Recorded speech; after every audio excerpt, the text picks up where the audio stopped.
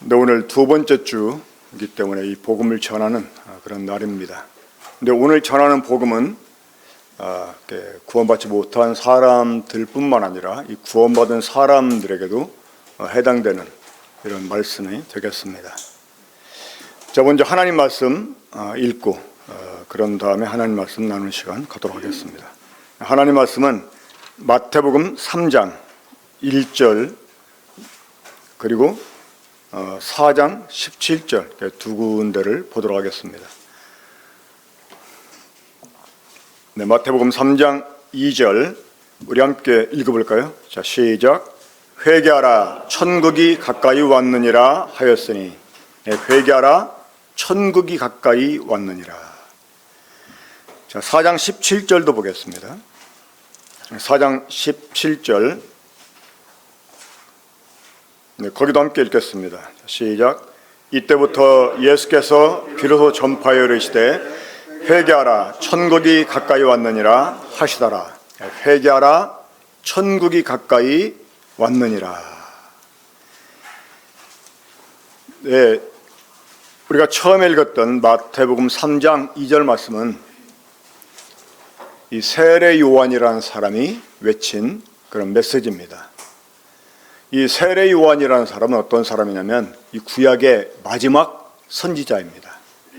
이 사람은 이 구약에서 예언하고 있는 이 하나님의 아들이 오신다고 하는 이 소식을 이제 아주 맨 마지막에 예언했던 이런 사람이고, 이 세례 요한은 이걸 예언만 한 게 아니라 이 구약에 예언한 이 하나님 아들 메시아를 바로 코앞에서 바로 이분이다라고 증거까지 했던 이런 사람이었습니다. 저희 세례 요한은 예수님보다 6개월 먼저 태어났고, 그리고 먼저 활동을 시작했던 이 선지자인데, 이 사람이 외친 메시지의 주된 그 외침은 무엇이냐면 우리가 방금 읽었던 마태복음 3장 2절에 있는 말씀, 회개하라 천국이 가까이 왔느니라 라는 말씀이었습니다. 회개하라 천국이 가까이 왔느니라. 그런데 이 요한의 증거를 받은 예수 그리스도, 이 구약에 예언했던 하나님의 아들 곧 메시아이신 이 예수 그리스도께서도 이 요한처럼 동일한 이런 메시지를 외치셨습니다. 아까 우리가 함께 읽었던 마태복음 4장 17절 거기에서 동일하게 예수님께서 천국이 가까이 왔느니라라고 말씀했습니다. 자, 우리 흔히 이런 말 여러분 들어본 적 있습니까? 같은 말 다른 뜻. 자, 이 세례 요한이 외친 메시지나 예수님께서 외치신 메시지는 사실 같은 말입니다. 하지만 그 내용은 전혀 다릅니다. 회개하라 천국이 가까이 왔느니라 라는 이 두 메시지는 사실 말은 같지만 서로 다른 이런 내용을 가지고 있습니다.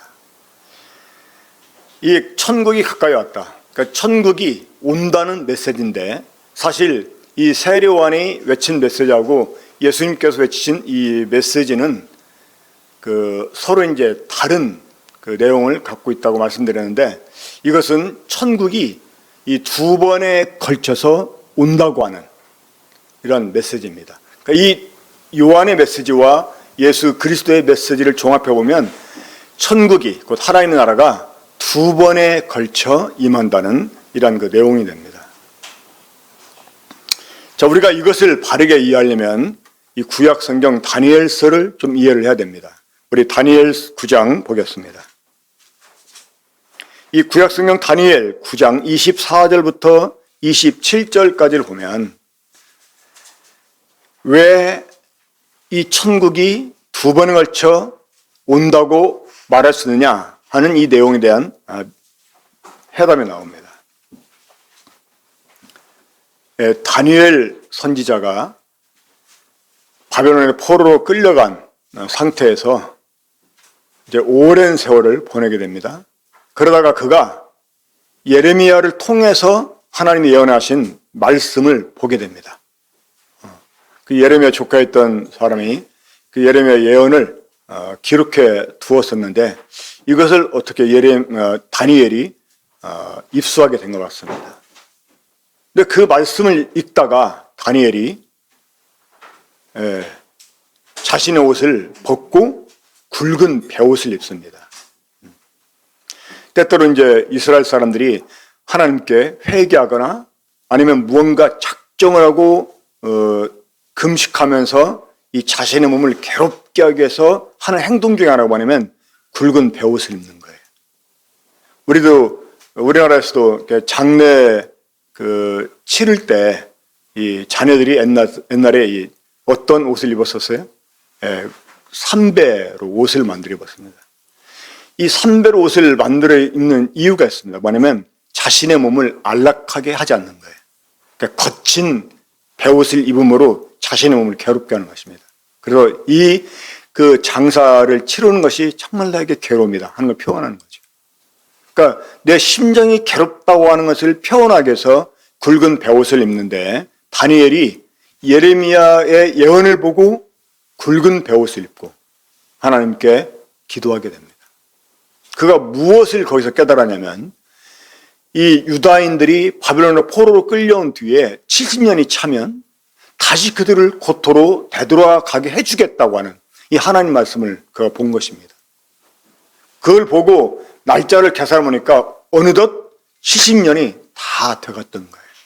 그래서 이 다니엘이 작정을 하고 자기 조상들의 죄를 자복하고 또 자신들의 죄를 자복하면서 하나님이 신실하게 이 말씀하신 예언을 성취해 주시도록 기도합니다.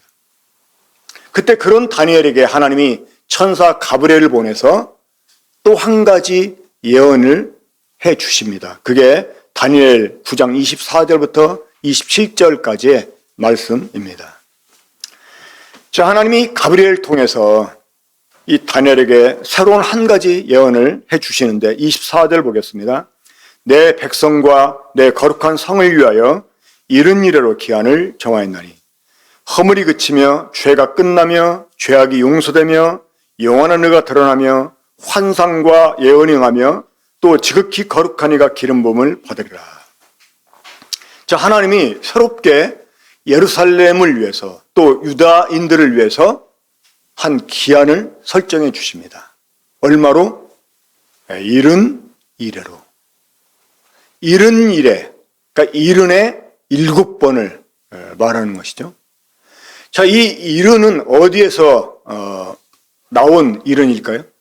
하나님이 예루살렘의 황무함을 70년이 끝나면 마치게 하겠다고 한 그 예레미야를 통해서 예언해 준 그 기간이었습니다. 그러니까 이른은 70년을 가리킵니다. 그러니까 하나님께서 예루살렘을 위해서 또 유다인들을 위해서 이 70년의 7번으로 기한을 정한다고 했습니다. 그러니까 이 70번의 이른이면 몇 년이에요? 490년입니다. 이 당시에는 1년이 360일이었어요. 그러니까 지금 365일이 아닌 360일이니까 70년이면 70년에 7번이면 며칠이 될까요? 한번 나중에 계산해 보세요. 근데 그 70년의 7번이 지나면 어떤 일이 일어납니까?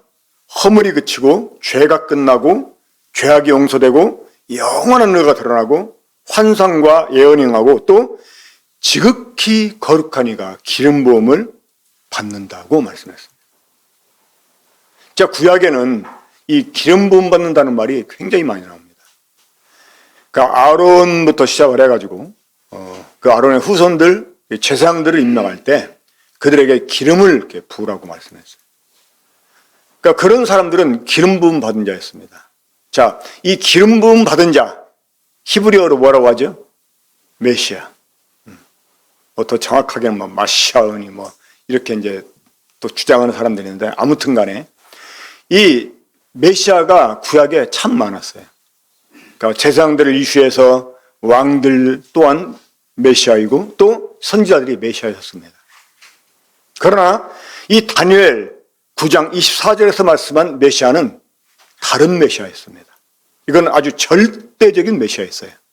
그러니까 이분이 어떤 분이었습니까?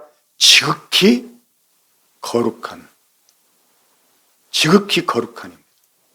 자, 이 지극히 거룩한 분은 누구입니까? 하나님이십니다. 근데 하나님이 자신에게 기름을 부을 수는 없잖아요. 그러니까 이 하나님은 어떤 하나님이십니까? 네, 하나님의 아들 하나님이십니다. 그러니까 아버지가 이 창조의 근본된 하나님의 아들에게 기름을 부어서 이 땅에 보내신다고 하는 것이었습니다. 그러니까 이 70년의 7번이 지나면 이 지극히 거룩하신 하나님의 아들이 기름 부음 받고 이 땅에 오신다는 것입니다. 이 기름 부음을 받았다고 하는 것은 바로 이분이 아버지께로부터 왕권을 부여받았다는 것입니다.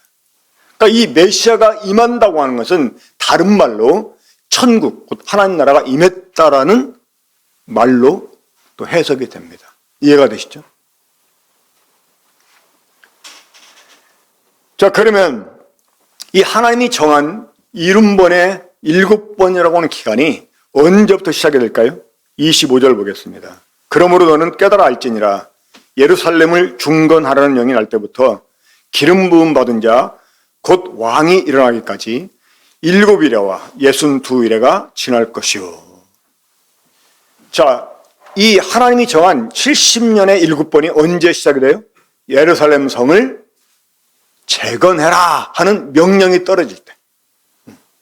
이때가 언제였습니까? 바로 느헤미야 때였습니다. 이 아닥사스다 왕 때 느헤미야가 이 왕궁에서 이 왕의 잔치를 주관하는 그러한 장관이었어요. 이 왕의 기쁨을 위해서 모든 것을 주관하는 그러한 책임자였었는데 어느 날 느헤미야가 자기 동생으로부터 예루살렘의 소식을 듣게 됩니다.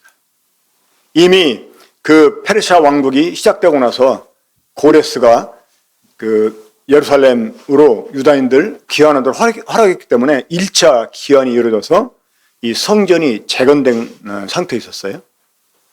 근데 여전히 이 성문은 다 불타 없어지고 성벽은 허물어진 이런 상태에 있었습니다. 그러니까 이 느헤미야는 그 자기가 맡은 직분이 있었기 때문에 예루살렘을 못 돌아갔는데 그 동생이 이제 돌아갔다가 와서 예루살렘이 얼마나 그 황무하게 됐는지를 이제 전해 주었을 때 느헤미야가 그것 때문에 슬퍼하면서 금식을 하고 하나님께 기도하게 됩니다. 근데 이 왕의 잔치를 주관하는 이 대신은 정말 왕 앞에서 우거지상을 하면 안 됩니다. 뭔가 이렇게 근심 있는 표정을 지어서도 안 돼요. 언제나 딱 보면 야, 너는 어떻게 너는 어떤 사람이길래 너만 보면 이렇게 내가 기분이 좋냐? 너는 참 기쁨이 늘 충만한 것 같아. 이러면서 정말 그런 느낌을 받게 해줘야 되거든요. 그런데 딱 왕이 보니까 얘가 다른 때하고 얼굴이 다른 거예요. 왕이 물어봅니다. 느헤미야한테. 너 무슨 근심이 있냐?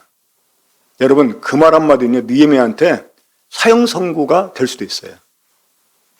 왕이 너 뭐야? 이 재수없게 죽는 거예요.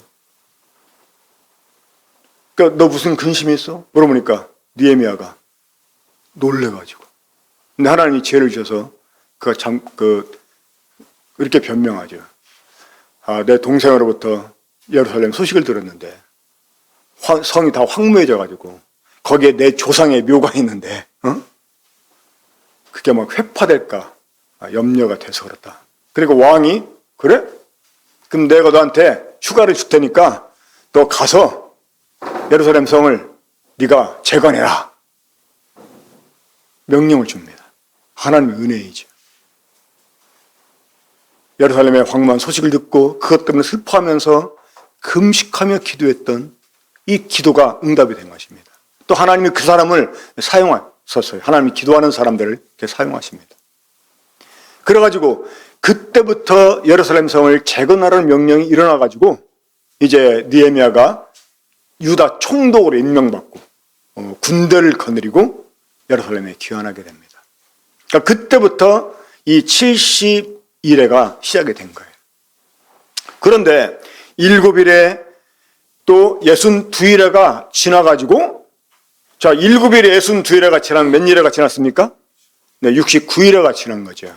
몇 년입니까?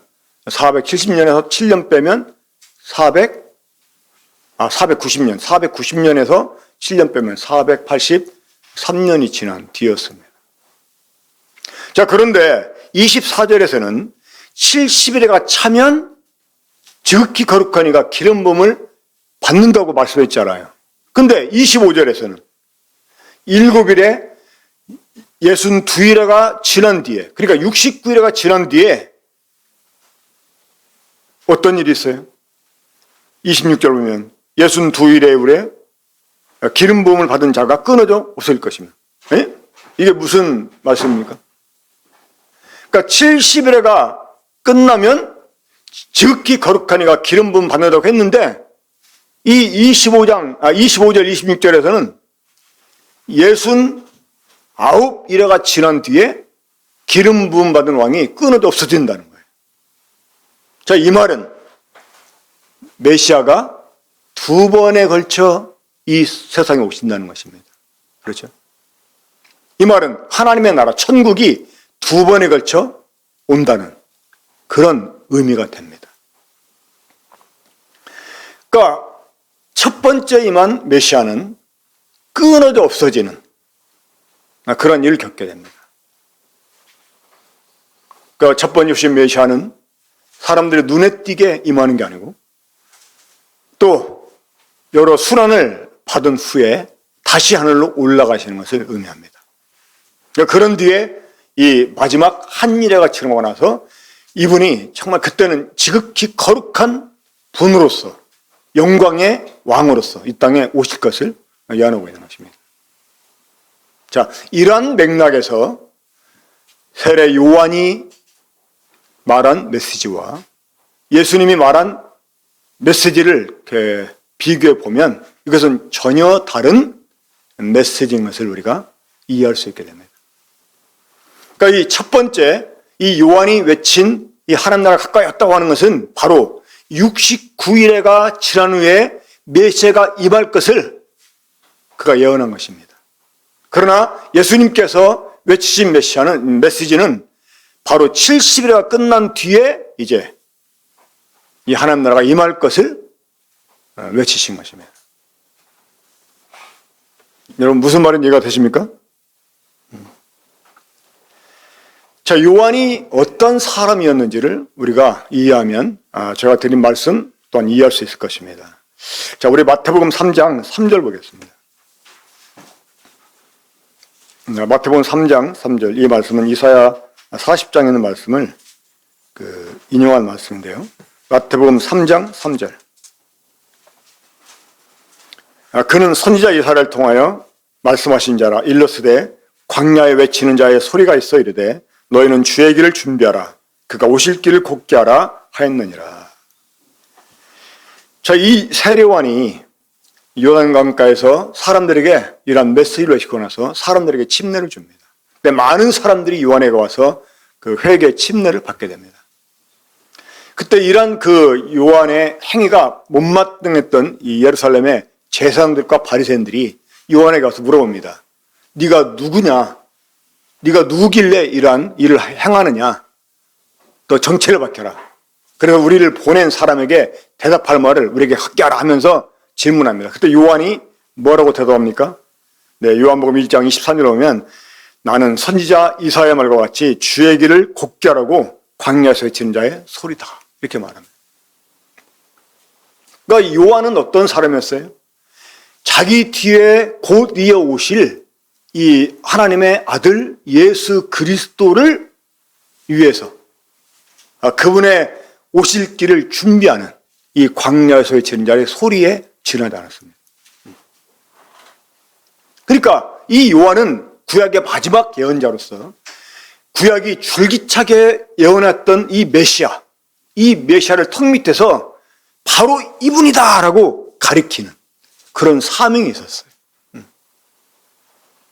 하나님께서 이 요한을 나중에 이제 목변당하는 이 순교를 통해서 죽게 하십니다. 그러면서 이제 이 구약이 종결이 됩니다. 예수님께서 그 전까지는 이 활동을 별로 하지 않고 기다리셨어요.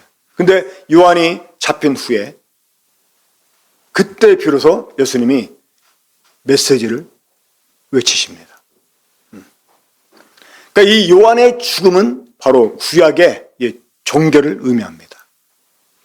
그러니까 이 구약에 예언했던 이 메시아 예수 그리스도가 오신다고 하는 것을 이제 그 요한이 마지막으로 외치고 나서 바로 그분이 이분이다 이렇게 외쳤습니다. 그러니까 이 요한은 69일에가 지난 뒤에 오실 메시아, 그 메시아를 통해서 이 땅에 임하는 하나님의 나라, 이것을 예언한 것이었어요. 하지만 예수님께서 외치신 이 회개하라 천국이 가깝다 하는 메시지는 이것은 이제 70일가 끝난 뒤에 임하게 되는 이 하나님의 나라를 가리켜 말씀하신 것이었습니다.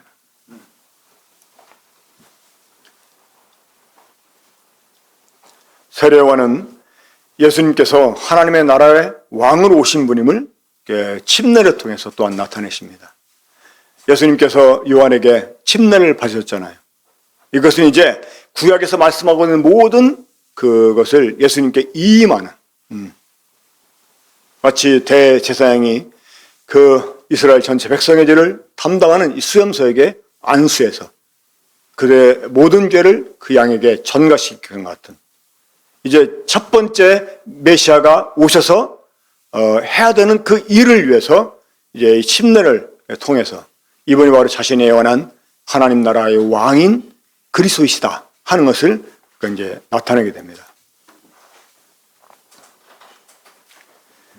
자, 이러한 그 일들을 통해서 이제 그 이스라엘에게 자신을 나타내신 예수님께서 누가복음 17장 20절 21절에서 이렇게 말씀하세요.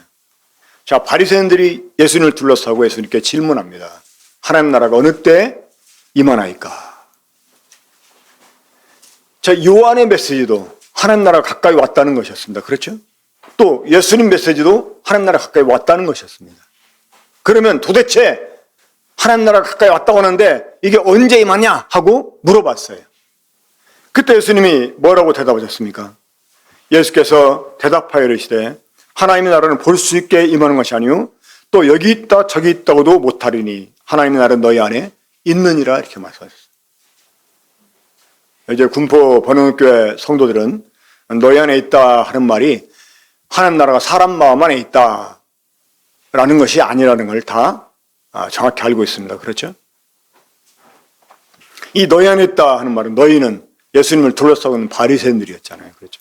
그러니까 그 바리새인 가운데 누가 있었어요? 예수님 자신이 계셨어요. 그러니까 이 바리새인들, 예수님을 둘러싸고 있는 이 바리새인 가운데 주님이 계셨어요. 주님은 그런 자기를 가리켜 하나님의 나라라고 말씀하셨어요. 하나님 나라는 너희 안에 있다. 하나님의 기름 부음 받고 하나님의 기름 부음을 받고 온 내가 하나님 나라다. 이렇게 말씀하신 거예요. 하나님 나라가 어느 때 임하냐고? 지금 너희 안에 있다는 거예요. 너희 안에.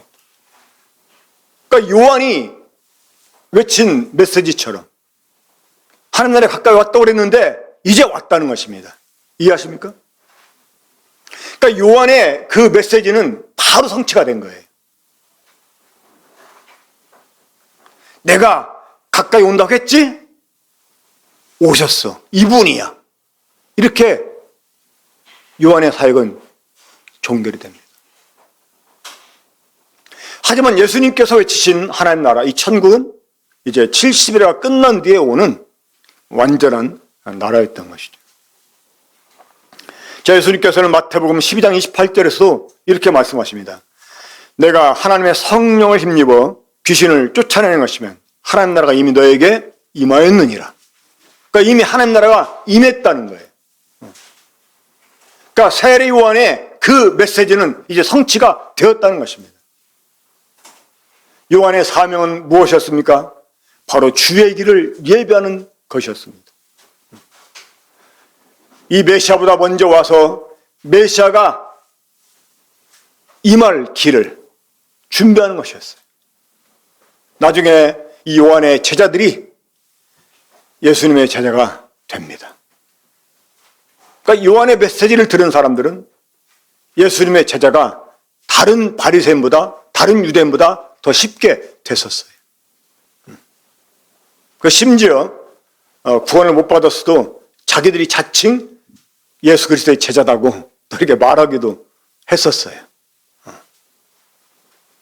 그러니까 이 메시아 왕, 곧 그 69일가 지난 뒤에 임할 하나님의 나라, 이것을 요한은 준비했고 또 외쳤고 그 외친 그대로 왔다는 것입니다.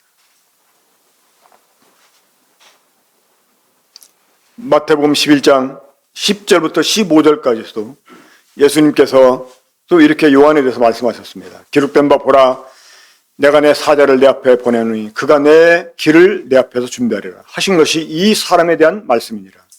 내가 진실로 너에게 말하노니 여자가 낳은 자 중에 세례요한보다 큰 이가 일어남이 없도다. 그러나 천국에서는 극히 작은 자도 그보다 크니라. 세례요한의 때부터 지금까지 천국은 침노를 당하나니 침노하는 자는 빼앗느니라. 모든 선지자와 율법이 예언한 것은 요한까지니 만일 너희가 주리가 받을진대 오리라 한 엘리야가 곧 이 사람이니라. 귀 있는 자는 들을 자다. 그러니까 이 세례요한은 이제 구약을 종결짓는 선지자였어요. 이 메시아가 오신다라고 예언했던 그 예언을 확인시켜준 사람이었습니다. 그러니까 이런 그 측면에서 보면 요한이 외친 하나님 나라가 가까이 왔다는 말씀하고 예수님께서 하나님 나라가 가까이 왔다 하는 말씀, 의미가 다르다고 하는 거, 여러분 이제 이해가 되시죠? 네. 아직도 안 되십니까? 그러니까 요한이 말씀한 그 하나님 나라가 가까이 왔다 하는 말은 69일에가 지난 후에 임하실 메시아에 관한 그 예언했다고 하는 거예요. 그리고 예수님은 실제로 이제 그 69일회가 지난 뒤에 메시아가 임하는데 지금 임했다는 거예요. 그렇죠? 그 나라가 지금 너희 가운데 있다는 거야. 내가 성령으로 귀신을 내어 쫓는 것이 하나님 나라가 임했다는 증거라는 거예요. 하지만 예수님께서 말씀하신 그 하나님 나라가 가까웠다는 것은 또 다른 하나님의 나라, 그 두 번째 임할 하나님의 나라, 그러니까 70일가 끝난 뒤에 임할 하나님의 나라를 가리킨다는 말입니다. 자, 그렇다면 우리가 이 가까워진 하나님의 나라에 들어가려면 어떻게 해야 될까요? 자, 두 번째 임하는 하나님의 나라에 들어가려면 먼저 첫 번째 임한 하나님 나라에 들어가야 돼요. 그렇지 않으면 하나님 나라를 볼 수가 없어요. 진짜 하나님 나라에 들어갈 수가 없어요.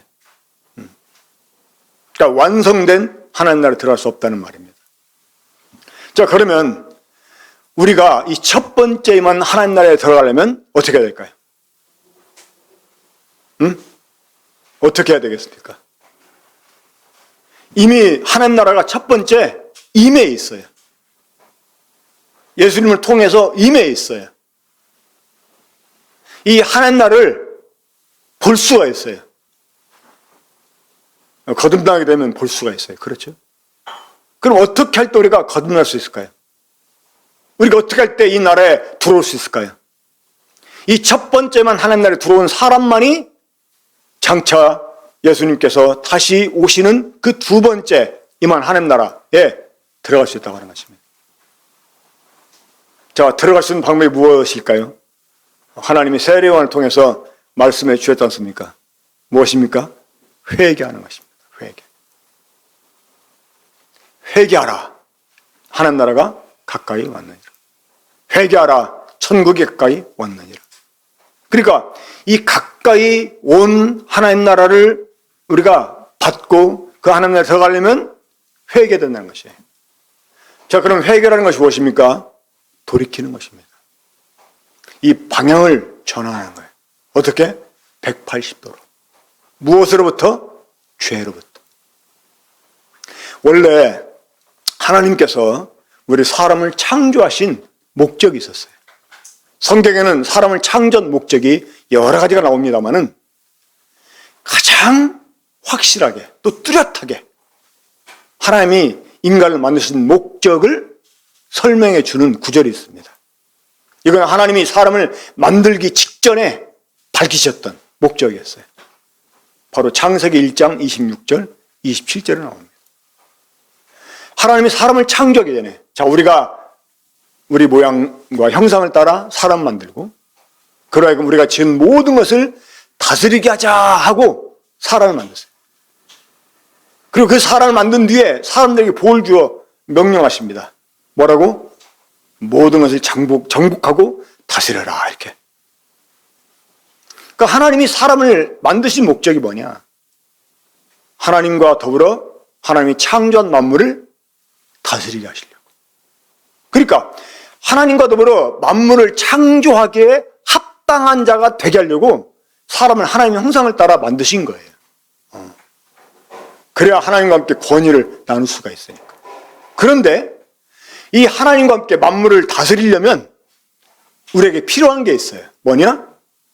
우리가 하나님께로부터 통치권을 상속받아야 돼요. 근데 이 통치권을 아무한테나 안 줍니다. 누구한테 줄까요? 아들들한테만 주는 거예요. 잘났던 못났던 아들이어야지만 상속을 받을 수가 있어요. 그럼 우리가 하나님의 아들들이 되려면 어떻게 될까요? 하나님께로부터 생명을 받아야 돼요. 이 아들은 아버지께로부터 생명을 부여받은 존재입니다. 그래서 하나님이 인간을 만드신 목적에 사람들로 하여금 이르게 하시려고 어떻게 했을까요? 에덴 동산 안에 생명나무를 만들어 놓으셨어요. 그 생명나무를 통해서 사람들에게 생명을 얻게 하시려고. 근데 우리가 신약을 보게 되면 이 생명나무가 바로 예수님을 상징하는, 이 하나님의 아들 예수 그리스도 상징하는 그런 나무였음을 보게 됩니다. 이 하나님이 하나님의 아들 예수 그리스도 안에 하나님의 생명을 담아가지고 우리 사람들에게 생명을 얻게 하시려고 예수 그리스도를 보내주셨어요. 그러니까 이 에덴 동산에서는 이 생명 얻는 방법이 무엇이었어요? 생명나무 열매를 먹는 것이었어요. 바로 이 생명나무가 예수님 상징하는 것입니다. 그래서 하나님이 지금도 우리들에게 생명을 얻게 하시려고 이 독생자를 보내주셔서 이 예수님을 통해서 이 하나님 생명을 얻게 하십니다. 근데 사람은 이러한 계획에서 빗나가 버렸어요. 이 헬라어로 죄가 뭐냐면 하마르티아입니다. 하마르티아. 이 하마르티아라는 말은 관역에서 빗나가다라는 의미가 있어요. 그러니까 관역을 향해서 활을 딱 쏘았는데 이 화살이 관역에 딱 가서 박혀야 되는데 빗나가 버린 거예요. 이 죄가 뭐냐?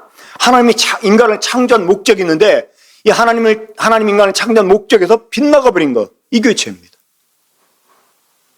그러니까 이 생명나무 열매를 먹고 하나님의 생명을 얻어서 하나님의 아들들이 되고 이 하나님께로부터 상속권을 부여받아서 통치권을 부여받아서 하나님과 만물을 다스리게 하려고 사람을 창조했는데 사람은 생명나무의 반대가 되는 나무를 선택하고 이 하나님의 목적에서 빗나가 버렸어요.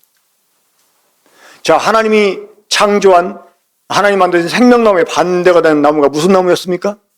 그게 원래는 죽음나무였습니다. 근데 죽음나무를 하나님이 죽음나무라고 말하지 않고 별명을 지어주세요. 뭐라고? 선악을 알게 하는 나무라. 원래 이 죄라고 하는, 죽음이라고 하는 것은 죄의 결과로 인간에게 주어진 것이거든요. 그러니까 그게 왜 죽음나무냐 하는 것을 알게 해주려고 하나님이 그 나무 이름을 별도로 지어주세요. 선악을 알게 하는 나무라. 그러니까 이 선악을 알게 하는 나무, 그 나무는 그 열매를 먹는 사람들에게 선악을 알게 준다는 것입니다. 그게 바로 죄라는 것입니다.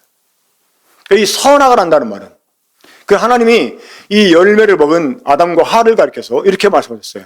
이 사람이 선악을 아는 일에 우리 중 하나같이 되었다. 그게 문제라고 하는 것이죠. 여기서 선악을 안다는 게 뭐냐? 진짜 선이 뭔지 악이 뭔지 모르는 사람이요, 자기 나름대로 선악을 구분한다는 것이에요. 그 열매 먹게 되면 진짜 선한 게 뭔지 악한 게 뭔지 몰라요. 근데 지 마음대로 이거는 선하네 악하네 결정한다는 거예요.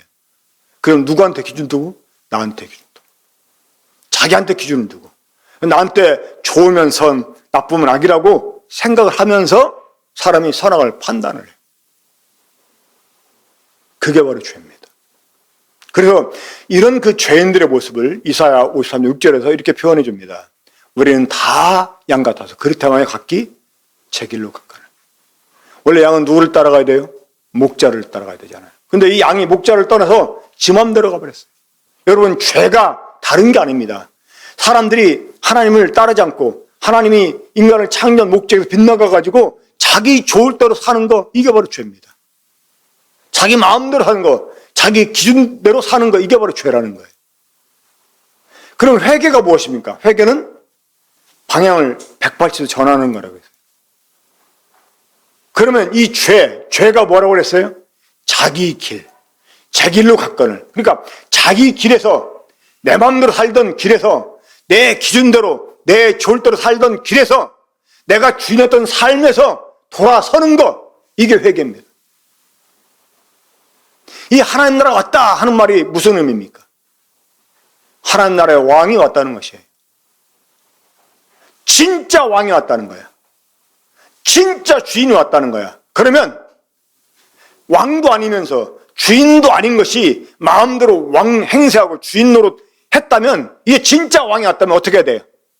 당연히 회개해야 돼요. 그렇죠? 회개치 않으면 멸망입니다. 그러니까 왕이 왔을 때 왕 앞에서 잘못했다고 꼬리 내리고 항복하고, 내가 그동안 주제넘게 내 주인인 것처럼 내 스스로의 왕처럼 살았던 거 정말 잘못했다고 회개할 때 왕이 용서해주고 구원해 주는 거죠. 그렇죠? 그런 사람들에게 하나님이 생명을 주시는 것입니다.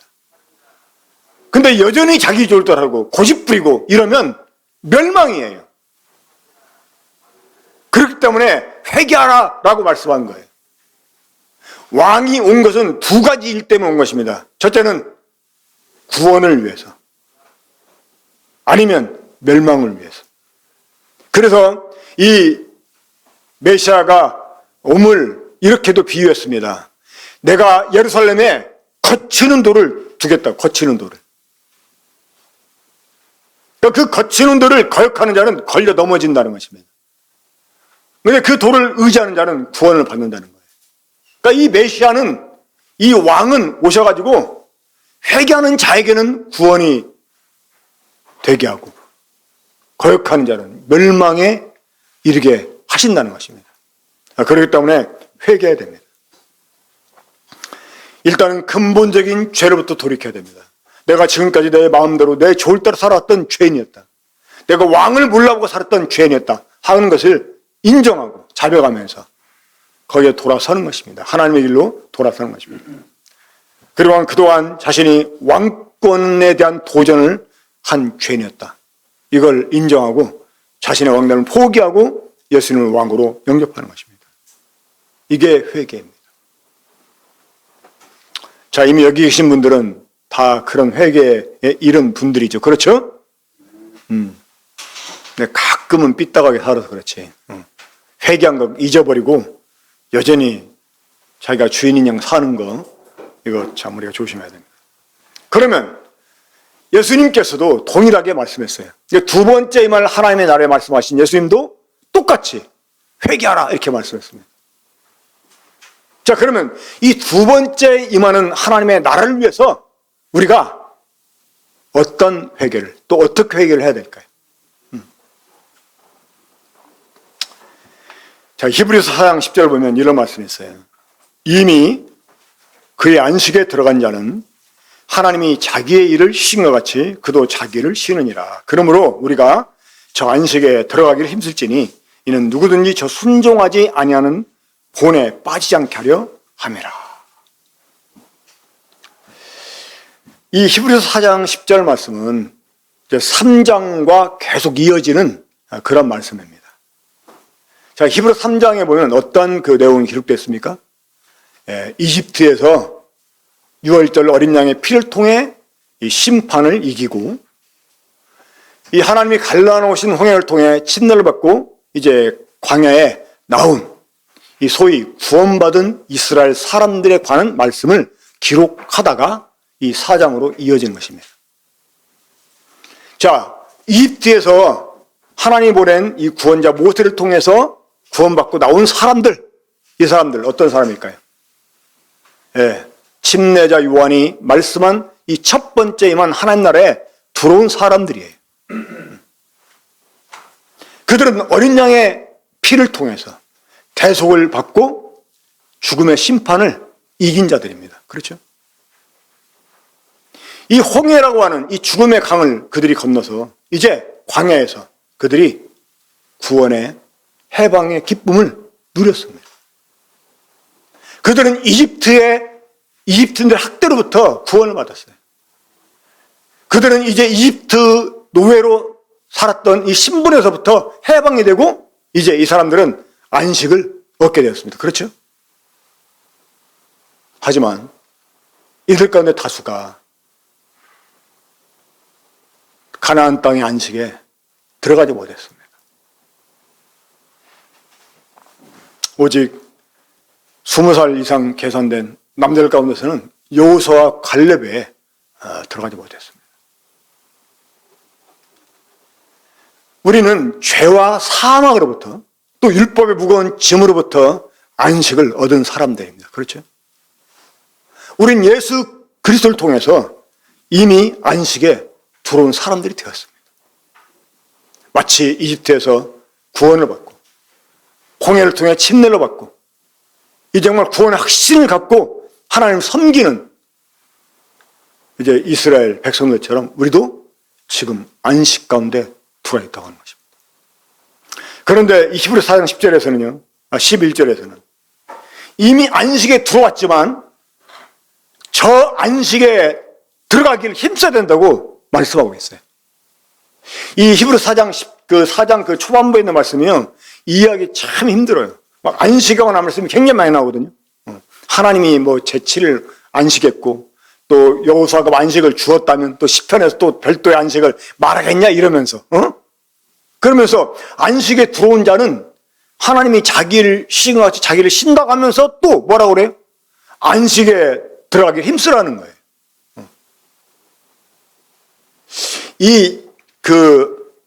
구원받은 성도들 가운데 가장 큰 그 문제점이 뭐냐면 이 영적인 낙관주의에 빠지는 것입니다.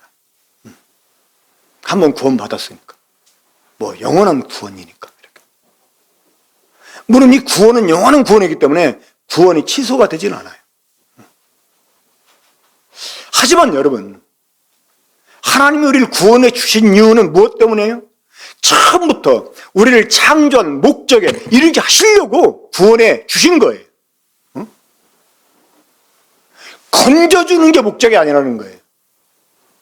애굽에서 나오게 하는 것이 목적이 아니라는 거예요. 이스라엘 백성들은 그게 목적이었는지 모르지만 하나님은 그게 목적이 아니었다는 거예요. 가나안 땅을 유업으로 얻게 하는 게 목적이었다는 거예요. 그렇죠? 하나님이 우리 사람과 더불어 만물을 통치하기를 원하셨어요. 그 사람들을 그 통치자가 되게 하려는 게 하나님의 목적이었어요. 근데 거기에서 빗나가 버렸잖아요. 빗나갔지만 그런 인간을 향한 계획을 포기치 않고 어떻게든 다시금 사람들하고 그 계획에 이르게 하시려고 우리를 구원해 주신 거예요. 건지는 게 목적이 아니라는 거예요. 근데 이미 이만 하나님 나라에 들어왔다고 거기에서 발 뻗고 누운 김에 잠자는 사람들, 이런 사람들은 진짜 안식에 이르지 못할 수 있습니다. 여기서 말하는 진짜 안식은 무엇일까요? 하나님이 인간을 창조한 우리를 구원해 주신 목적에 이르러서 주님과 더불어 보지 앉아서 통치하는 것입니다. 하지만 우리가 이런 상을 잃어버릴 수도 있는 것이에요. 누구도 너희 상을 빼앗지 못하게 하라, 이렇게 말씀했어요. 우리가 얻게 될 상은 바로 주님과 함께 왕노릇하는 것입니다. 이건 모든 성도에게 주어진 약속이지만 모두가 참여하는 것은 아닙니다. 우리가 이것을 위해서 안식에 들어가기 힘써야 됩니다. 그러면 안식이라는 게 무엇일까요? 안식은 아까 히브리서 4장 10절에서 말씀하고 있는 대로 하나님이 자기 일을 쉬는 것 같이 자기 일을 쉬느니라. 그러니까 자기 일을 쉬는 거, 이게 안식이에요. 우린 이것을 끝까지 이 하나님 나라, 이 두 번째 임한 하나님 나라가 이룰 때까지 우리는 계속 이 안식에 머물기를, 안식에 들어가기를 힘써야 됩니다. 자, 자기 일을 쉰다는 게 무엇일까요? 자, 하나님께서, 제가 이건 이제 여러 번 말씀을 드렸었습니다만, 하나님이 제7일 뭐 하셨어요? 안식하셨다고 그랬잖아요. 어떻게 안식했을까요? 어떻게? 100인치짜리 TV 틀어놓으시고 풀밭에 누워가지고 커피로 막 마시면서 주님이 지으신 거 딱 바라보면서 아 좋다 하고 쉬었을까요? 요한복음 9장에 보면 예수님이 뭐라고 하셨습니까? 내 아버지께서 지금들 하시 나도 일한다. 그날이 무슨 날이었어요? 안식일이었어요. 안식일날 주님이 일하지 않은 게 아닙니다. 이 안식한다는 게 일하지 않는다는 게 아니에요. 여러분, 제사장들은요, 안식일날 더 바빴어요. 매일 드리는 상번제가 있었거든요. 안식일날은 별도로 더 드려야 돼, 제사를. 그러니까 안식일날 제사장들이 무지하게 바빴습니다. 우리 그 레이기 읽었죠? 갓피플 성경 통독. 지금 우리가 민수기, 신명기 읽고 있잖아요, 신명기. 아마 안 읽은 분들은 뭔 말인지 모를 거야. 회개하세요. 그 레위기 보면 하나님께 아침, 저녁으로 매일 상번제를 드려요. 근데 안식일 되면 별도로 또 드려요, 별도로. 그러니까 이 안식일이 쉬는, 그냥 일 안 하는 날이 아닌 거예요. 안식이라는 말이 일 안 한다는 말이 아니에요. 자기 일을 쉬는 거예요, 자기를. 자기를 위해 사는 삶을 쉬는 거예요. 그러니까 예수 그리스도를 믿고 이 죄로부터 자유케 돼가지고 진짜 영적인 안식에 들어온 사람은 그때부터 어떻게 사느냐? 자기를 위해 살지 않는다는 것입니다. 하나님 위해 살고 다른 사람 위해 산다는 거예요. 여러분, 우리가 하나님 나라에 들어가서 하나님과 함께 통치한다는 말은요, 이게 누리는 게 아닙니다. 통치한다는 게 군림하는 게 아니에요. 이 통치하는 사람들은 더 바빠요. 더 바빠. 그래서 이 교회 가운데 주어진 은사 가운데서도요, 다스리는 자가 나오거든요. 다스리는 자는 어떻게 함으로? 부지런함으로. 이 다스린다는 게 더 부지런해야 돼. 그러니까 사실 통치한다는 거는 그만큼 더 섬긴다는 거예요. 일이 더 많은 거예요. 그러니까 안식한다는 말은 그냥 쉬는 게 아니에요.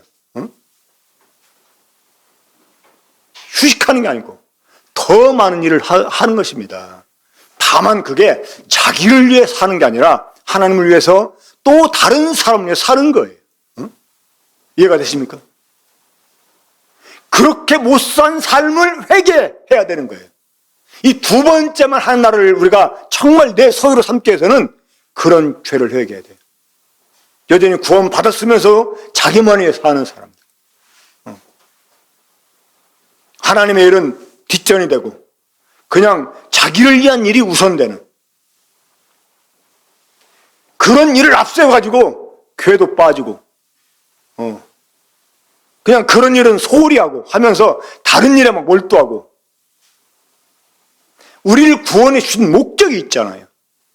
그 목적에서 빗나간 게 죄라고 그랬잖아요. 우리가 근본적인 죄로부터는 돌이켰어도 그 목적에 맞게 살지 못하는 삶, 이 회개해야 되는 것입니다. 바로 그 나라가 여러분 지금 가까이 왔습니다. 이 코로나19 그 날이 가까웠다는 것을 증거해 주는 거예요. 백신이 개발됐잖아요. 영국에서 백신 접종률이 상당히 높아서 드디어 야외에서 마스크를 벗게 하고 그냥 모임도 허락했습니다. 근데 갑자기 변이 바이러스가 나와가지고 영국에서 하루에 8,000명 이상이 확진자가 생겼어요. 이거 정말 말세가 됐다는 증거를 하나님이 돌아가신 것 같아요. 저도 백신을 맞았고 이제 8월 20 며칠 날 두 번째 백신 맞는데 이거 맞았다고 안심하니까 아닙니다.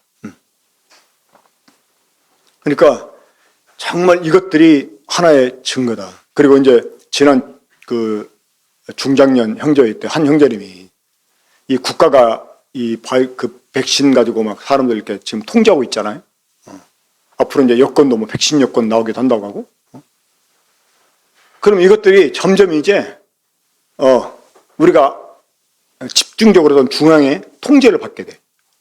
그러면 자연스럽게 그 짐승의 표가 나올 수 있는 거예요. 이 통제하는 사회가 되는 거예요. 통제하는. 이게 다 이제 두 번째 이 말 하나님 나라가 이럴 시기에 가까웠다는 것을 보여주는 증거가 됩니다. 우리 이럴 때 정신을 차리고 이미 우리들이 영적인 안식에 들어왔다 할지라도 참된 안식에 들어가기를 위해서 힘을 써야 된다고 하는 것입니다. 그 나라를 위해서 우리에게 주어진 메시지가 무엇이었습니까? 회개하라는 것이었습니다. 지금 이 말씀을 듣는 많은 분들 가운데 어떤 분들은 첫 번째만 하나님 나라에 아직 들어오지 못해서 구원받지 못한 사람들이 있을 것입니다. 그런 사람 역시 회개가 필요하고 이미 이제 구원을 받았지만 두 번째만 하나님의 나라를 약속으로 갖고 있는 사람들 역시 회개가 필요하다는 거 여러분 기억하시고 우리가 주님 오시는 그날 부끄럼 없이 저 앞에 당당하게 설 수 있게 되기 원합니다. 마지막으로 베드로후서 3장 10절부터 14절까지 이 말씀을 보고 마치겠습니다. 베드로 사도가 경고해 준 말씀을 읽고 마치겠습니다. 베드로 3장 10절부터 14절까지입니다. 그러나 주의 날이 도둑같이 오리니 그날에는 하늘이 큰 소리로 떠나가고 물질이 뜨거운 불에 풀어지고 땅과 그 중에 있는 모든 일이 드러나리로다. 이 모든 것이 이렇게 풀어지리니 너희가 어떠한 사람이 되어야 마땅하냐. 거룩한 행실과 경건함으로 하나님의 날이 임하기를 바라보고 간절히 사모하라. 그날에 하늘이 불에 타서 풀어지고 물질이 뜨거운 불에 녹아지려니와 우리는 그의 약속하신 대로 의가 있는 곳인 새하늘과 새 땅을 바라보도다. 그러므로 사랑하는 자들아 너희가 이것을 바라보나니 주 앞에서 점도 없고 흠도 없이 평강 가운데 나타나기를 힘쓰라. 건축학도였던 한 청년이 이 말씀을 보고 자신의 꿈을 접고 이 제자 삼는 사역을 위해서 자신을 헌신했습니다. 그 사람이 누구냐면 네비게이터 선교회 부대표였었어요. 그 사람 꿈이 뭐였냐면 세계에서 가장 높은 빌딩을 짓는 것이었어요. 자신의 이름을 내는 것이었습니다. 나는 이 성경을 보다가 이 구절을 보게 된 거예요. 자기가 평생을 다해서 빌딩을 지었다? 근데 하나님은 그것을 다 불로 녹여버렸다? 그러면 자기가 하나님 받았을 때 자기 평생 동안 이루어놓은 업적은 뭐가 되냐는 거예요.